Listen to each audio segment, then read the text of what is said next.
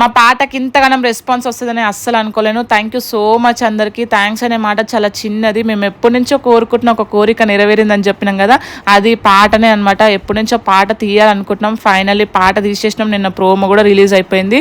Promo చూసి చాలామంది బాగుందని పాజిటివ్ రివ్యూస్ అయితే ఇస్తున్నారు కదా.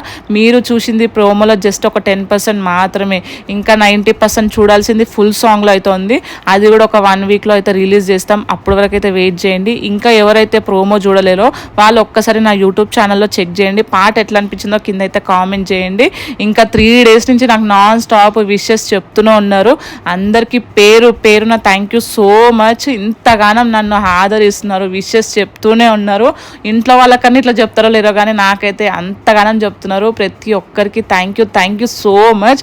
ఇంకా నా బర్త్డే సెలబ్రేషన్స్ అయితే ముందు రోజే అయిపోయినాయి, ఎందుకంటే ప్రోమో రిలీజ్ అప్పుడే నా బర్త్డే సెలబ్రేషన్స్ అయినాయి. నాకు ఇవన్నీ హ్యాపీనెస్ అంటే దాంట్లో ఇంకొక పెద్ద సర్ప్రైజ్ ఏంటంటే మా ఆయన నాకు గోల్డ్ చైన్ గిఫ్ట్ అయితే ఇచ్చిండు. నేను ఇదైతే అస్సలు ఎక్స్పెక్ట్ చేయలేను.